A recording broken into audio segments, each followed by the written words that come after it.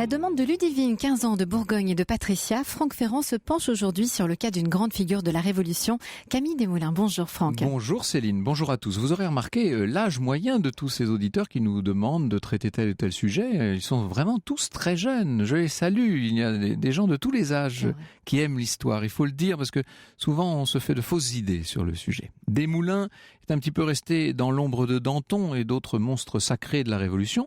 Vous allez voir qu'il mérite qu'on s'intéresse à lui de plus près. Pour nous mettre dans l'ambiance, nous allons commencer par sa vie privée. Pour la vie publique, je fais confiance à Guillaume Mazot. Et puis tout à l'heure, à la fin de l'émission, vous répondrez à la question de Salima, qui nous l'a envoyée via la page Facebook de l'émission.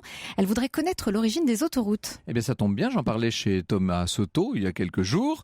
Pour le moment, nous allons plutôt prendre la direction des faubourgs parisiens et des jardins du Palais Royal dans l'espoir d'y retrouver Monsieur Camille.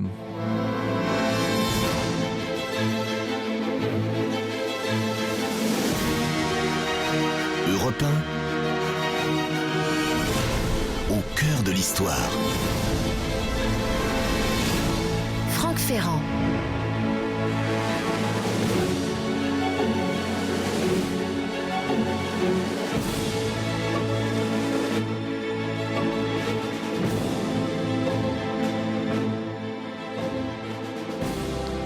Qui sont-ils, nos deux tourtereaux? C'est une idylle romantique que je vous propose, ou pré-romantique en tout cas, puisqu'on est en pleine tempête révolutionnaire. Camille Desmoulins est un jeune avocat, journaliste, dont on dit souvent qu'il est à l'origine de la prise de la Bastille le 14 juillet 1789. On va voir ce qu'il faut en penser. La jeune femme s'appelle Lucile. Elle est insouciante, elle a 10 ans de moins que lui, elle a 10 ans de moins que Camille. Et ensemble, ils vont donc traverser les événements de la Révolution, avec l'euphorie des débuts, cette période grisante, extraordinaire, où Desmoulins gagne une notoriété incroyable par sa plume de journaliste, où il va jouer un rôle essentiel dans un certain nombre de moments décisifs. Je pense notamment à la prise des Tuileries en 1792, mais aussi les périodes plus sombres, la Terreur notamment, où le couple sera mis à rude épreuve. Alors, qui est d'abord Camille Desmoulins? Qui est-il ce Lucie Simplice Camille Benoît Desmoulins, qui naît à Guise, en Picardie, le 2 mars 1760, au beau milieu du règne de Louis XV. Eh bien, c'est un jeune bourgeois de province, disons les choses. Son père, Jean Desmoulins, est lieutenant au bailliage de Guise, c'est-à-dire qu'il exerce une profession juridique. C'est intéressant d'ailleurs de noter la surreprésentation de ces professions juridiques qui, d'une certaine manière, vont fournir le gros de ce qu'on pourrait appeler le personnel révolutionnaire. Camille est un très bon élève puisqu'il va obtenir une bourse afin d'aller faire ses études dans ce qui est à l'époque le plus grand collège de France, le collège Louis le Grand. Et d'ailleurs là, à Louis le Grand, parmi ses camarades, il y aura un certain Maximilien de Robespierre.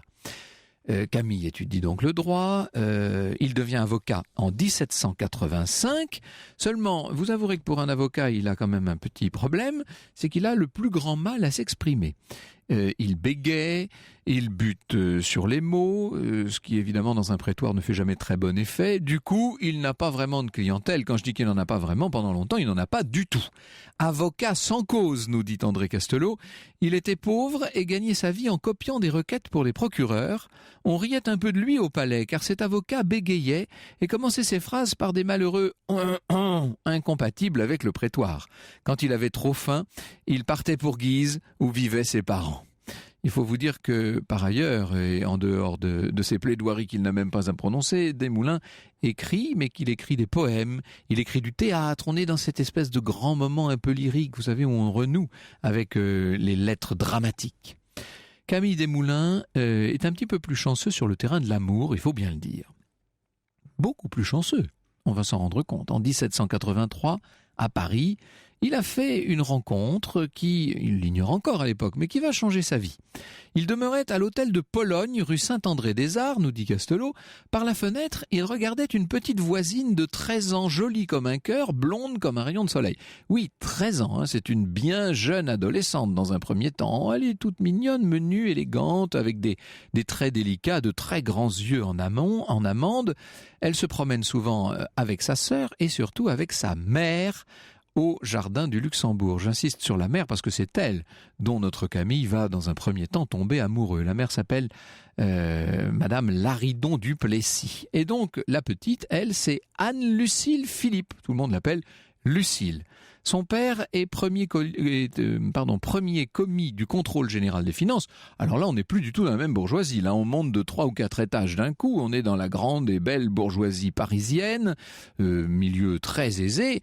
Vous avez bien compris que Desmoulins, lui, à l'époque, est encore étudiant. Il arrive de sa province, il est sans le sou. Et puis bon, il y a cette énorme différence d'âge, en tout cas dans les tout débuts, puisqu'elle a 10 ans de moins que lui. Du reste, encore une fois, c'est pas d'elle du tout qu'il est amoureux. Il est quand même pas amoureux d'une petite fille. C'est de la mère, Anne-Françoise. Et il est fou d'elle, en vérité, Camille. Il lui fait la cour. C'est vrai que cette femme a la réputation d'être une des beautés du Paris de l'époque.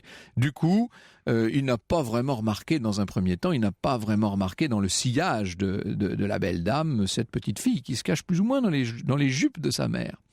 Au fil des mois et des années, Camille va se rendre compte qu'il n'arrive pas à séduire du tout madame.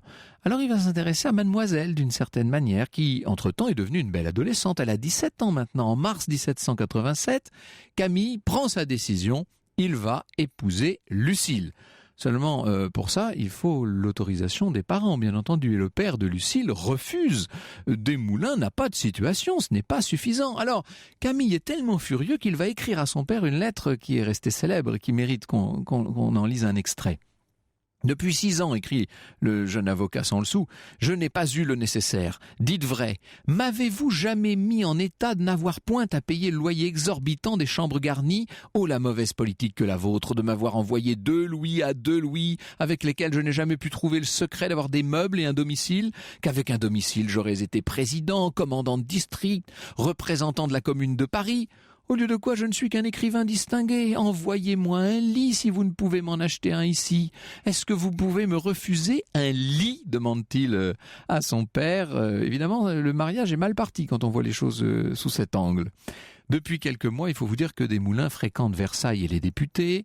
Il y a eu les États généraux, la proclamation lors du serment du jeu de paume de l'Assemblée nationale. Donc, 2 jours avant la prise de la Bastille, on est le 12 juillet 1789. Camille apprend le renvoi du ministre Jacques Nègre, qui est le grand ministre de Louis XVI. Alors là, son sang ne fait qu'un tour, et on connaît la scène parce qu'elle a été beaucoup montrée, racontée, peinte. Il brandit un pistolet, il se fait une cocarde avec les feuilles vertes des châtaigniers du jardin du Palais Royal, et il crie « J'arrive de Versailles, Nègre est chassé, c'est le tocsin d'une Saint-Barthélemy des patriotes. Ce soir même, tous les bataillons suisses et allemands sortiront du champ de Mars pour nous égorger. Une ressource nous reste, c'est de courir aux armes et, en cherchant des armes, on prendra la Bastille. » Est-ce qu'il l'a dit aussi bien, aussi clairement dès le 12 juillet 1789 ? Vous me permettrez d'émettre une petite réserve, mais en tout cas, c'est bien l'esprit de ce discours, ce qui va faire de Desmoulins très bientôt, et c'est la réputation qu'il traînera désormais. On l'appelle l'homme du 14 juillet.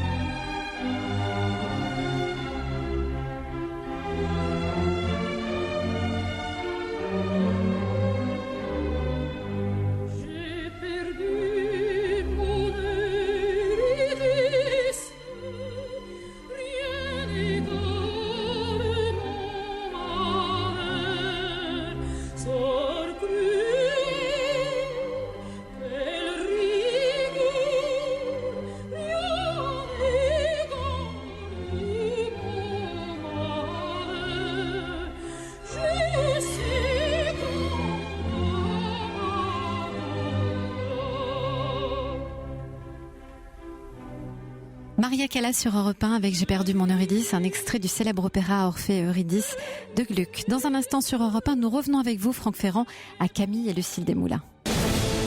Franck Ferrand, 14h, 15h sur Europe 1. Retour avec vous, Franck Ferrand, à l'histoire d'amour entre Camille et Lucille Desmoulins. Alors, Camille Desmoulins n'est pas très bon à l'oral, mais vous avez compris qu'à l'écrit, il se défend. C'était une plume mordante, écrit Pedro Ramirez, qui vient d'écrire un livre qui fait un peu de bruit là, en ce moment, qui s'appelle Coup d'État. C'était une plume mordante, empreinte de rythme narratif et d'élégance littéraire, le style parfait pour la polémique politique. l'outil adéquat pour le journalisme d'opinion, dit notre auteur qui n'a pas peur des anachronismes en l'occurrence. Il écrit des pamphlets, Camille. Il va fonder un journal en novembre 89, Les Révolutions de France et de Brabant, qui est un gros succès, qui se vend tout de suite à 3000 exemplaires, ce qui est beaucoup à l'époque. Et c'est cette publication qui va assurer à Desmoulins l'essentiel de ses revenus. Là, attention, il n'avait pas de moyens, mais d'un seul coup, le voilà doté de quelques 10 000 livres par an. C'est une vraie fortune. Desmoulins attaque la famille royale, il attaque les aristocrates, il attaque les modérés, on verra jusqu'où. Desmoulins devient, on peut dire, un petit peu le personnage incontournable de ce début de révolution. Il était le seul des grands acteurs de la révolution que tout le monde appela par son prénom et non par son nom de famille, nous dit Ramirez. Peut-être parce qu'il était aussi le seul de tous les révolutionnaires de la première heure en qui personne ne voyait de rival.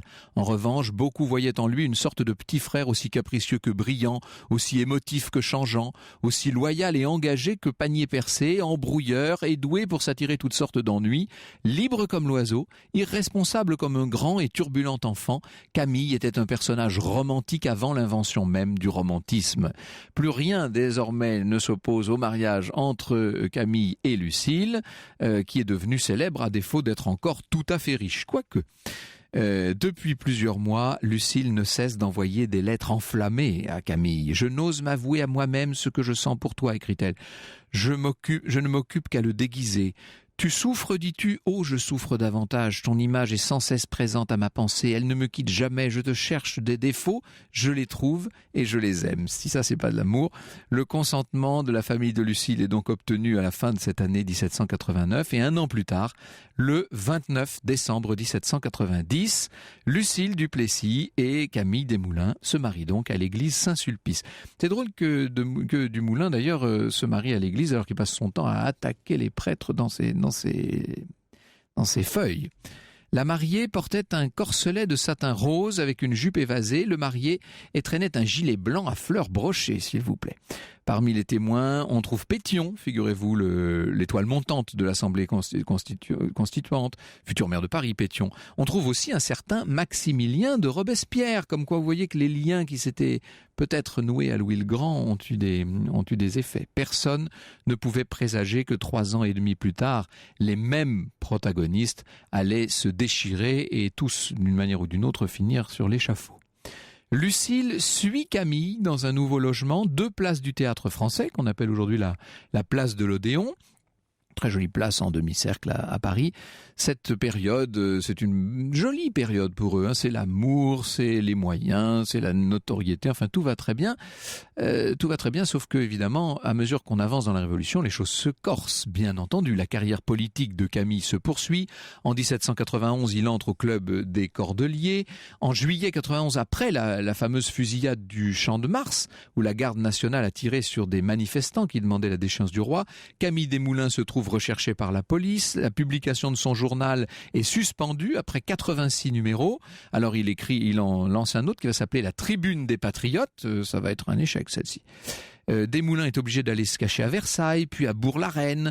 Il garde le silence. Il revient à Paris en octobre 1791. Et là, il y a ce discours du 21 octobre 1791 où Desmoulins se montre assez pessimiste à propos de l'évolution des événements.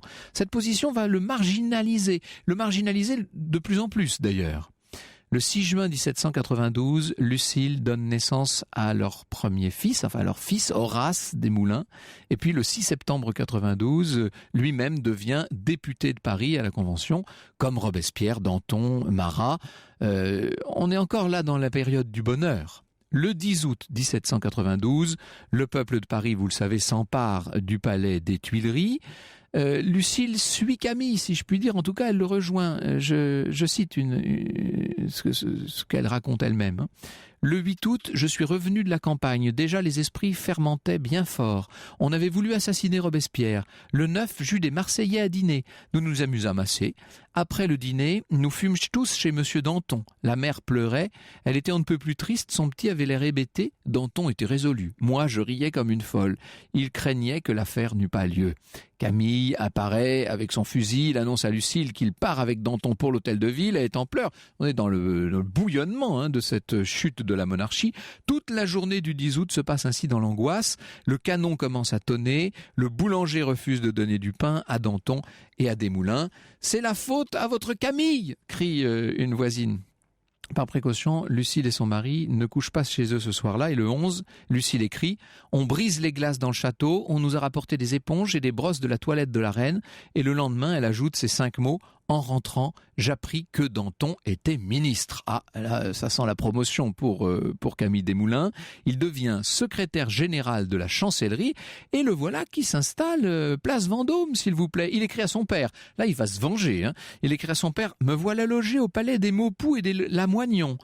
Malgré toutes vos promesses que je ne ferai jamais rien, je me vois élevé à ce que le dernier échelon de l'élévation d'un homme le dernier échelon de l'élévation d'un homme de notre robe.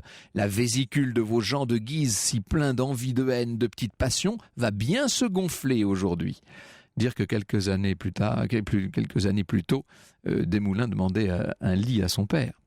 À cette période, Desmoulins et Danton sont très proches, ils sont assez complémentaires. Le premier était le seul grand chef révolutionnaire pratiquement incapable d'écrire, non par manque de culture, mais par manque de discipline, nous dit Ramirez. Le second, l'un des rares à fuir la tribune comme la peste que ce fut celle de la Convention, celle des Cordeliers ou celle des Jacobins. Autant dire qu'ils étaient complémentaires et qu'ils étaient faits pour travailler ensemble. Je vous rappelle, chers auditeurs, que vous pouvez réagir tout au long de l'émission, nous envoyer vos messages, vos questions par mail sur europe1.fr, Twitter, celui de Franck Ferrand ou hashtag ACDH ou encore sur la page Facebook de l'émission. Dans un instant sur Europe 1, nous revenons avec vous, Franck Ferrand, à l'histoire passionnée de Camille et Lucile Desmoulins. Franck Ferrand, 14h, 15h sur Europe 1. Retour avec vous, Franck Ferrand, à Camille et Lucile Desmoulins. Camille, en janvier 93, évidemment, vote la mort du roi. En mai 93, il est dans cette affaire, vous savez, il attaque Brissot et tous ses alliés girondins. Il va contribuer à la chute des Girondins. Il écrit « Je mets en fait que le côté droit de la Convention et principalement les meneurs sont presque tous partisans de la royauté, dirigés par les agents de Pitt, qui est le Premier ministre britannique, d'Orléans et de la Prusse, et ayant voulu diviser la France en 20 ou 30 républiques fédératives, ou plutôt la bouleverser pour qu'il n'y eût point de république. Ce libelle affreux, dira Michelet, ce roman cruel où l'enfant colère joue sans voir qu'il joue avec la guillotine. Il y a peut-être un côté responsable chez Camille Desmoulins, mais c'est la contrepartie de son feu, bien entendu. Il va, à côté de ça, défendre le général Arthur de Dillon en juillet 93, qui est un aristocrate qui a été accusé d'intelligence avec l'ennemi. Il se met à attaquer le comité de salut public. Là, il est déjà un peu sur la mauvaise pente.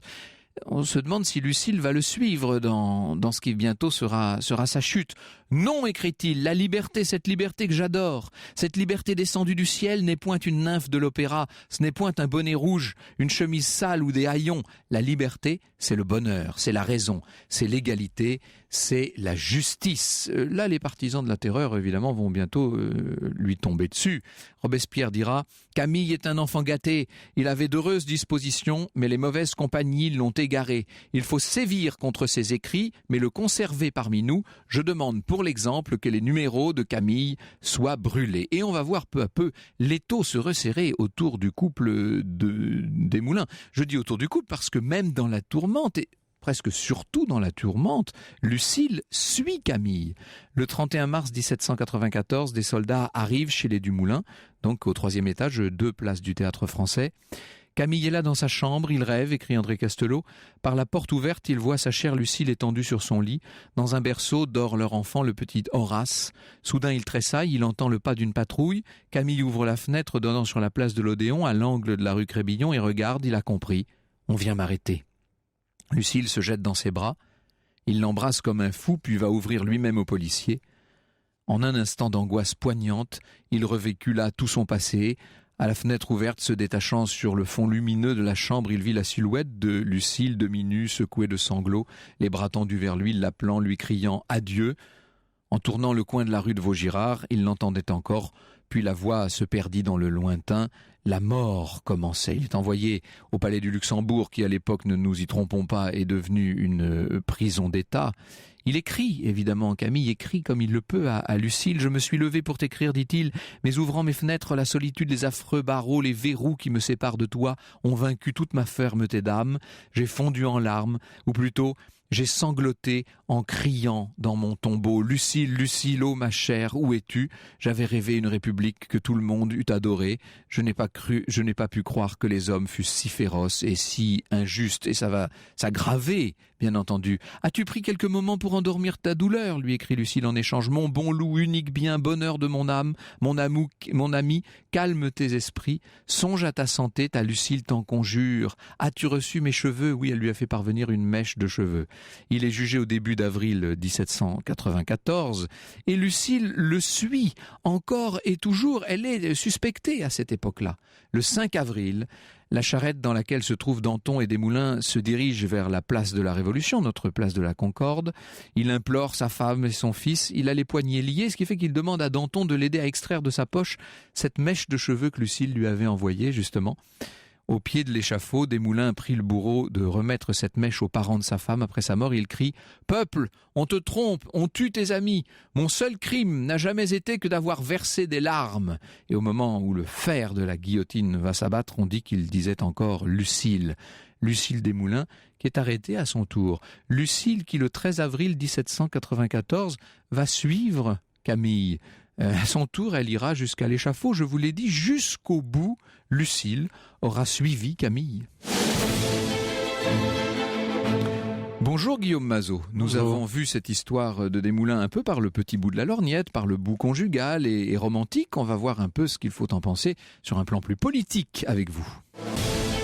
Franck Ferrand, 14h, 15h sur Europe 1. Et c'est Camille Desmoulins qui est au cœur de l'histoire cet après-midi avec vous, Franck Ferrand, et votre invité Guillaume Mazot, historien, maître de conférence à l'Institut d'histoire de la Révolution française. Alors Guillaume Mazot, tout à l'heure, évidemment, nous allons revenir sur le procès de Danton, de Desmoulins, etc. Mais avant cela, il y a une chose qui est un peu étonnante. Pourquoi cette Lucile, qui c'est vrai, suit bien fidèlement son cher Camille un peu partout, pourquoi a-t-elle été jusqu'à le suivre sur l'échafaud?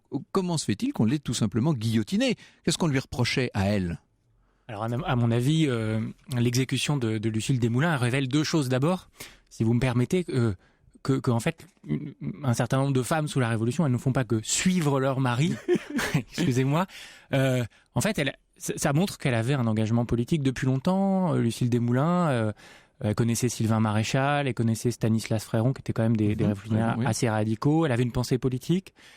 Donc finalement, le fait de l'amalgamer comme ça à son mari et de la faire exécuter en compagnie d'ailleurs du général Dillon, etc., ça montre qu'on la reconnaissait comme une actrice politique. Et puis ça révèle une deuxième chose, à mon avis, c'est un peu, quand même, c'est ce contexte très particulier de peur, de terreur, au sens d'émotion, qui saisissait la Révolution à ce moment-là et qui faisait que les conspirations, les rumeurs de conspiration, évidemment, se propageaient un petit peu partout et on finit par emporter une partie des acteurs. Alors elle faisait partie de la très bonne société, qui étaient vraiment les privilégiés de l'Ancien Régime. C'était pas le cas vraiment de la famille de Camille, qui est une famille plus modeste. C'est intéressant de voir que justement ce sont souvent ces professions juridiques qui ont fait la Révolution d'une certaine manière. Il y a beaucoup d'avocats, de procureurs, de lieutenants au bailliage, etc. Et oui, c'est vrai, dès le début de la Révolution, ceux qui sont reconnus comme les porte-paroles, évidemment, c'est ceux qui savent écrire, ceux qui savent s'exprimer en public, ceux qui savent défendre des causes. Et c'est vrai qu'ils ont été considérablement surreprésentés. Robespierre, avocat déjà connu à Arras, avant la Révolution, etc., etc. C'est vrai qu'ils ont... Voilà, ils ont été. Bravo, évidemment. Voilà. On pense à tous Danton, bien sûr. Oui, d'où le décalage assez rapide, parfois d'ailleurs, avec les classes populaires, parce que finalement, quand on vient de la bourgeoisie, qu'on prétend incarner les revendications populaires, parfois un fossé se creuse. Eh bien, ça, c'est exactement, à mon avis, le destin de Camille Desmoulins que vous êtes en train de décrire. C'est ça qui est intéressant. Il me fait penser, je ne citerai personne à ce micro, mais il me fait penser à certaines personnes que je connais bien, qui justement sont issues de milieux très privilégiés, qui se mettent à la tête de combats, qui sont des combats ou des revendications très populaires. Il y a toujours là un décalage, ça va le poursuivre toute sa vie en quelque sorte. C'est-à-dire que il est plein de fougue, il est plein d'idéal, etc., mais bien souvent, il est dépassé par les événements. Il est poursuivi, rattrapé et dépassé par les événements. Là, vous décrivez finalement presque toute l'histoire de ce qu'on a appelé la dynamique révolutionnaire. C'est-à-dire qu'une révolution qui s'est radicalisée petit à petit en faisant intervenir des classes populaires, des sans-culottes, des porte-paroles de plus en plus radicaux. Et c'est vrai qu'une partie de ceux du début, des stars du début, de ceux qui prennent la parole du début, se font un petit peu dépasser sur leur gauche, puisque ça va dans ce sens-là, jusqu'en 94. Et Desmoulins en fait partie. Alors, on l'a appelé l'homme de la Bastille. Est-ce que c'est vrai qu'il a pris ses feuilles aux ormes, je crois, du jardin du Palais Royal, des platanes, des tilleuls, ou des tilleuls, c'est ça, voilà. Pour s'en faire une cocarde verte, on va y arriver. La botanique et nous, ça fait deux visiblement.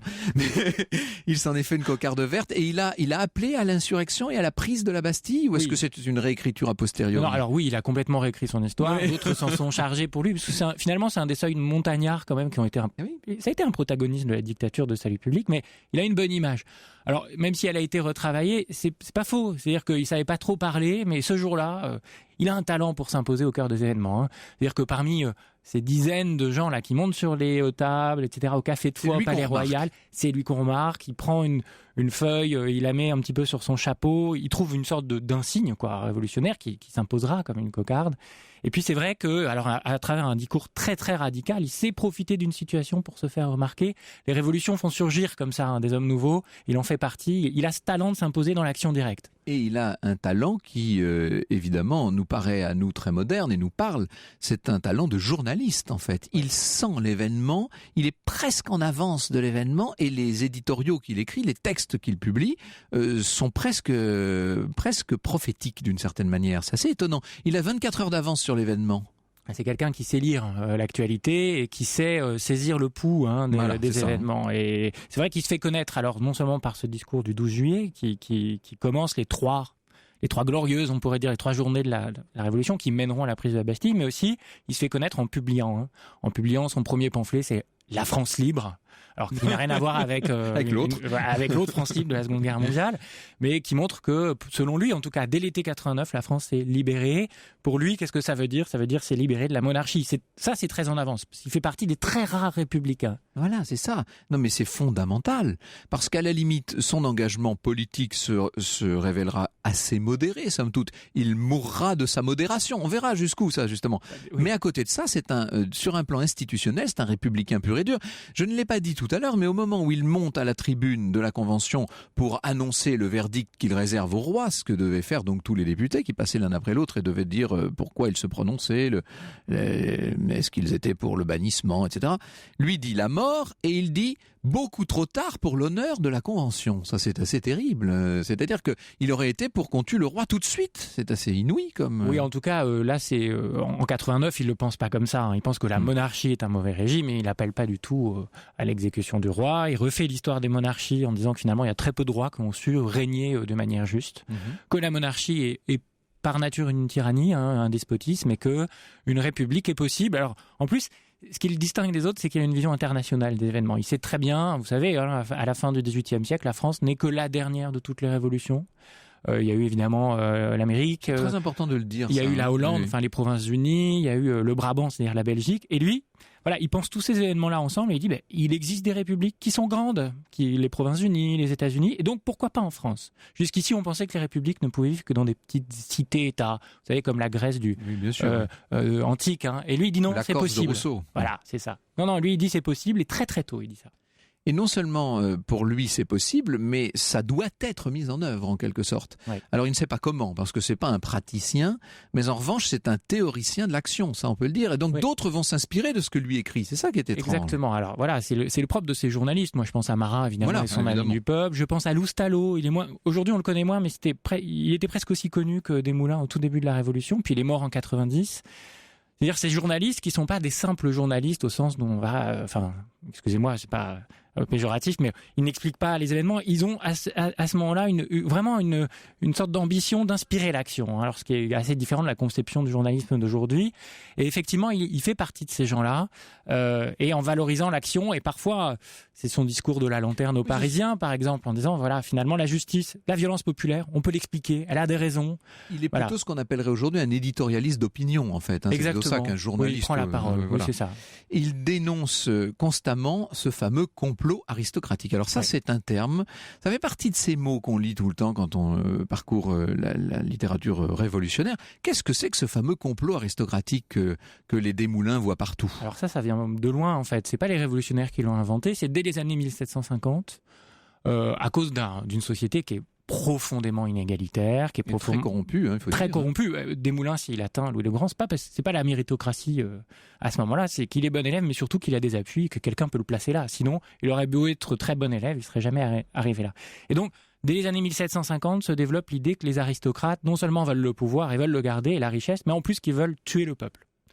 Et donc les révolutionnaires héritent un petit peu de ce schéma de représentation et en plus ça rencontre quelque chose de vrai, c'est que dès l'été 89, eh bien une partie des aristocrates veulent évidemment arrêter la révolution par les moyens les plus violents. Oui, voilà, Je veux dire, ils veulent effectivement une répression forte et massive de ces révolutionnaires qui se battent pour un autre régime. Alors il y a cet événement dont on ne parle jamais et c'est dommage parce qu'on évoque toujours bien sûr la prise de la Bastille le 14 juillet 89, le sac des Tuileries le 10 août 92, mais on oublie cette fusillade du Champ de Mars, le 17 juillet 91, qui va avoir des conséquences fondamentales. De quoi s'agit-il en 2 mots? Alors en 2 mots, la fusillade du Champ de Mars, c'est la première fois que des révolutionnaires tirent sciemment, en utilisant la loi martiale, sur d'autres révolutionnaires qui sont plus radicaux. Changement de programme. Voilà, on est juste après la fuite du roi, évidemment, la fuite du roi provoque une radicalisation de ceux qui, autour des Cordeliers, je pense, et des républicains, disent c'est fini la monarchie, on ne peut plus faire confiance au roi parce qu'il ne nous joue pas le jeu, il a essayé de nous trahir, de trahir son pays. Et les révolutionnaires plus modérés, au contraire, disent non, il faut réintégrer le roi dans le jeu politique, et à ce moment-là, donc, interdisent une manifestation qui a lieu le 17 juillet à Paris et font tirer sur la foule. Voilà, et ça a des conséquences vraiment énormes. Ça clive, ça crée des fossés dans la Révolution. C'est un peu l'épreuve du pouvoir, d'une Exactement. certaine manière. Et là, bien sûr, on peut imaginer que Camille Desmoulins est, j'allais dire, du bon côté. Alors, oui, bien sûr, oui, il est du bon côté. C'est-à-dire qu'il est évidemment contre le fait qu'un Lafayette puisse faire tirer sur la foule. Voilà. Et là, évidemment, son destin va se radicaliser autour des Robespierre et des Danton. Alors justement, jusqu'où est-il allé? Est-ce qu'il mérite cette réputation de modéré qui tout à l'heure vous a fait ouvrir de grands yeux? Nous y venons dans un instant. Franck Ferrand, 14h, 15h sur Europe 1.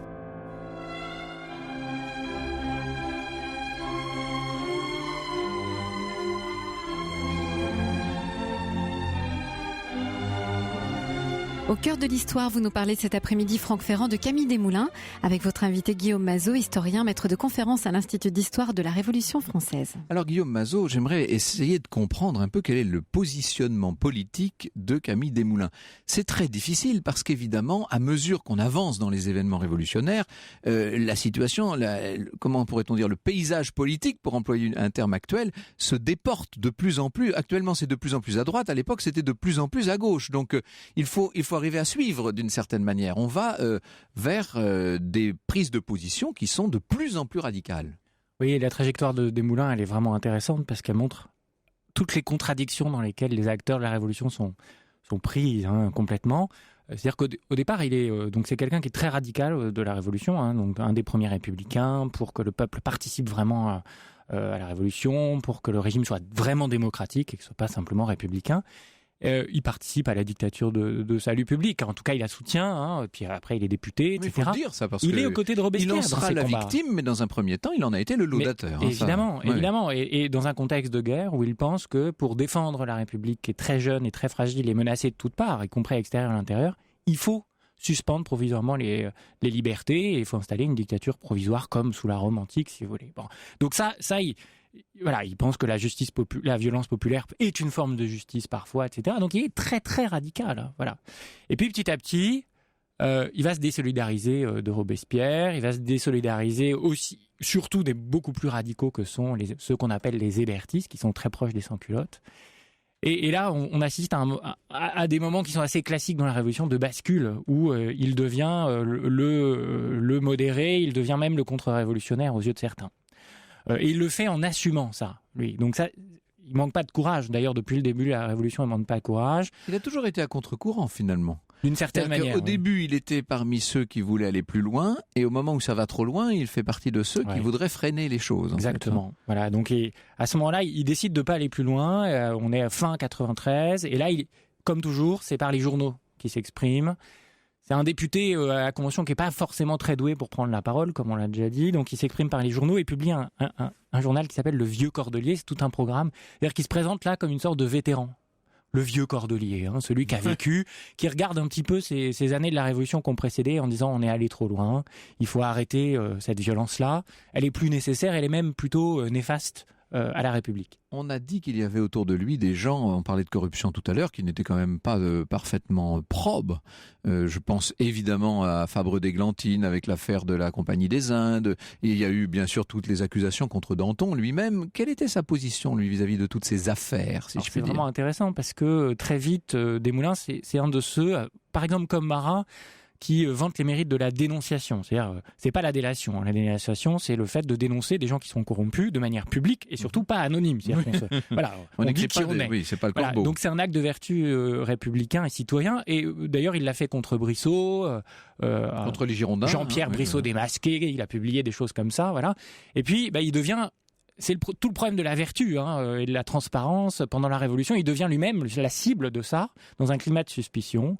Et on l'accuse d'avoir frayé avec Fabre d'Églantine, de s'être mis plein d'argent dans les poches, dans l'affaire de liquidation d'une grande compagnie, qui était la Compagnie des Indes, etc. Oui. Quand on dit grande compagnie, parce que tout ça nous paraît lointain, mais on est dans quelque chose d'extravagant. Imaginez les 5 plus grosses boîtes du CAC 40 d'aujourd'hui, qui seraient... donc on parle là de sommes gigantesques, oui, bien sûr. C'est une société, c'est le capitalisme naissant. Mondialisé, sûr, oui. Donc voilà, cette compagnie se fait liquider à la fin de l'année 1793 et alors c'est assez opaque la manière, on connaît pas bien encore la manière dont ça s'est passé, mais on l'accuse.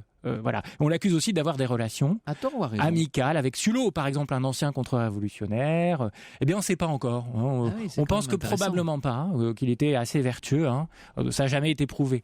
Ce qui est intéressant, c'est que ça révèle à quel point le discours de la vertu peut être à double tranchant. La vertu, ils peuvent se retourner et devenir une arme d'instrumentalisation. Est-ce que finalement tout ce qui ressort de ça, c'est pas une forme d'inconséquence un peu ? On a l'impression qu'il parle un peu plus vite. Je vais être un peu provocant, mais un peu plus vite qu'il ne réfléchit ce Camille Desmoulins. Moi, je dirais pas inconséquence. Je dirais que quand on est pris dans une révolution si radicale que celle de la Révolution française, où les événements s'enchaînent de manière si incontrôlable. En fait, c'est très très difficile. C'est très très difficile de savoir quel choix faire. Moi, ce qui m'apparaît dans la conduite de Desmoulins, c'est à quel point il est resté plus que d'autres, au contraire, assez fidèle à ses opinions. C'est-à-dire qu'il a tenu ces opinions-là dans un paysage qui lui évoluait, ce qui explique que au début il était radical, à la fin il est plutôt modéré, mais il l'a tenu, il l'a payé de sa vie, il n'a pas hésité à le faire. À mon avis. Ça peut être une forme suprême de vertu politique, ça, ce genre de choix. Enfin, quand même, entre nous soit dit, voilà quelqu'un qui fait carrière, qui vote la mort du roi, qui plus tard qui va dénoncer partout, comme vous dites, notamment le complot aristocratique, etc., qui ensuite sera au contraire accusé de différentes affaires, qui va tomber avec Danton au cours d'un procès dont on va dire un mot là, qui a été un vrai simulacre de justice, évidemment. Qui devrait, d'une certaine manière, avoir une image assez dégradée. Et Dieu sait que la plupart des grands leaders révolutionnaires se sont fait, si je puis dire, beaucoup d'ennemis. Et l'historiographie est souvent un peu dure avec eux. Eh bien, de son vivant, il était un peu le chouchou de tout le monde, il faut dire. On l'aimait bien, Camille Desmoulins. Et même maintenant, 2 siècles et quelques plus tard, il continue d'être un peu le héros positif de la Révolution. C'est Comment vrai. vous expliquez ça ? Alors il y a des raisons historiques à ça, c'est que après la mort de Robespierre, ceux qui ont gardé le pouvoir, les montagnards qui ont gardé le pouvoir après l'été 94, n'ont pas tellement tapé sur Desmoulins parce qu'il était vu comme la victime de Robespierre. Donc c'était pour mieux salir la mémoire de Robespierre. Au contraire, on a un petit peu préservé celle de Desmoulins.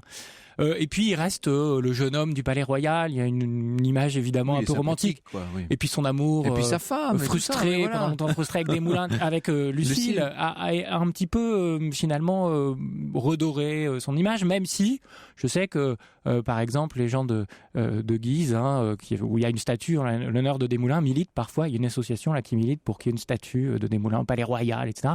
C'est toujours pas le cas. Je crois qu'il reste quand même un petit peu associé à la violence populaire, etc. Ce qui explique son image controversée. On ne va pas faire maintenant le procès de Danton, évidemment, c'est un très grand sujet. D'ailleurs, ça ferait l'objet d'une émission passionnante. Mais il a été, alors là, happé par la machine, si je puis dire. C'est fascinant de voir à quel point, déjà, Danton est complètement dévoré, mais lui, il ne touche pas terre, si je puis dire. Il est complètement... Et il se fait emporter un petit peu par la dynamique révolutionnaire. Alors, ce procès, c'est comme tous les procès qui se déroulent depuis le printemps 1793. Du 2 au 5 avril 94, voilà. Donc à l'époque on disait du 12 au 16 germinal en 2. Des procès, c'est des procès politiques. On est dans le cadre d'une justice d'exception, c'est-à-dire c'est dérogatoire au droit commun, dans le cadre d'une dictature collective, mais une dictature. Alors en même temps... malgré tout, c'est pas complètement un simulacre de procès dans la mesure où cette loi qui est issue d'une convention, d'une assemblée qu'on peut critiquer, malgré tout, il se déroule selon les règles. Parfaitement selon les règles. Voilà. Donc on est dans un processus de transition politique très compliqué. Sur un plan purement formaliste. Parce que, alors je sais pas, j'ai peut-être été déformé moi par des avocats, il y a des... Ça restait malgré tout... comment dire, le procès est public. Il y avait un droit, il y a un procès public. Danton a pu s'exprimer et d'une façon ils ont extraordinaire. Eu un avocat, le procès. Tout ça, ça n'existait pas sur la monarchie absolue. Il faut le répéter. Ça, on ne fait pas un procès démocratique pour autant du tout. Mais voilà, il faut savoir de quoi on partait. Oui, voilà. En même temps, alors, je vous dis, j'ai peut-être été déformé par mes vieux souvenirs de la caméra Explore le temps, où on voyait dans La Liberté ou la Mort, on voyait Danton qui essayait de s'exprimer. C'est ce tribunal absolument abject qui lui fermait constamment la bouche, etc. C'est des caricatures. C'est un peu excessif. Bien sûr. Oui. Non. Alors, les jurés, le procureur du tribunal révolutionnaire étaient évidemment au service d'un régime qui était pas du tout démocratique, mais ils appliquaient la loi de la manière la plus stricte dans le cadre de leur action qui était voilà. Il faut penser comme ça, je crois. Il avait été proche de Robespierre, il en a été l'ennemi, il en a été la victime. Ouais. Est-ce qu'on peut pas dire que d'une certaine manière, post-mortem, il en a été un peu le triomphateur, car on s'est servi aussi des propos de Desmoulins contre Robespierre au moment de Thermidor? Oui, c'est sûr que Desmoulins a servi à salir davantage la mémoire de Robespierre, qui reste quand même une sorte de monstre dans la mémoire nationale, d'ailleurs de manière complètement caricaturale, parce qu'il n'était pas du tout comme ça. Robespierre, pendant longtemps, a essayé de préserver d'ailleurs son ami, Desmoulins, pas parce que c'était tellement son ami, mais parce qu'il ne s'attachait pas tellement aux hommes. Lui, il combattait les idées, Robespierre. Et il pense à un moment donné que Desmoulins devient dangereux pour la République. Et à ce moment-là, dans un souci de préserver la République, il élimine tous ceux qui sont à sa droite, tous ceux qui sont à sa gauche. Et il essaye, Robespierre, de construire une sorte de milieu très fort en France, un milieu radical qui n'a pas marché, puisque quelques mois plus tard, c'est lui qui s'en va. Eh bien, j'espérais que cette émission nous permette d'y voir plus clair sur les méandres et les arcanes de cette compliquée Révolution française. Grâce à vous, Guillaume Mazot, je crois que nous y sommes parvenus aujourd'hui. Merci. Europe 1, au cœur de l'histoire. Retour aux origines. Et vous répondez cet après-midi, Franck Ferrand, à la question de Salima. Elle nous l'a envoyée via la page Facebook de l'émission et elle voudrait connaître l'origine des autoroutes. Alors je vais vous refaire à 14h57 ce que j'ai fait à 6h25 il y a quelques jours. Ces autoroutes sont nées au tout début du XXe siècle, en 1909 que le concept, si je puis dire, apparaît en Allemagne. À l'époque, c'était l'Automobilverkehrsverbundstrasse, la FUS, qui se trouvait donc à l'ouest de Berlin. Il y a eu la Première Guerre mondiale entre les deux, ce qui fait que l'autoroute, si je puis dire, n'a été inaugurée qu'en 1921, mais c'était un circuit d'automobile professionnel. Les particuliers n'y étaient quasiment pas admis. Il va falloir attendre un peu plus tard pour que on ait la première véritable autoroute. Ça, c'était en Italie. C'est le roi Victor Emmanuel III qui l'a inaugurée en septembre 24. On est dans la région des lacs, tout à fait au nord de l'Italie, et c'était l'ingénieur Piero Puricelli qui avait créé cette toute première autoroute, un projet pharaonique, 110 km, 3000 expropriations nécessaires, ça avait coûté des centaines de millions de livres, enfin quelque chose d'absolument immense. Alors, d'ailleurs intéressant, l'autoroute en question était financée par des péages, et il n'y avait bien sûr aucun croisement, il y avait des systèmes de ponts et de tunnels, comme sur nos autoroutes actuelles. En France, c'est un peu plus tard. La toute première autoroute en France, elle naît en 1926, c'est un tronçon de la route touristique du Puy-de-Dôme, mais c'est un peu comme la Fosse à Berlin, ça n'est pas, on peut pas parler d'une autoroute dans le sens moderne actuel du terme. Le véritable premier tronçon autoroutier, il est né en France en juin 1946. Il reliait Saint-Cloud à Orgeval et aujourd'hui, il est complètement intégré dans l'autoroute A13.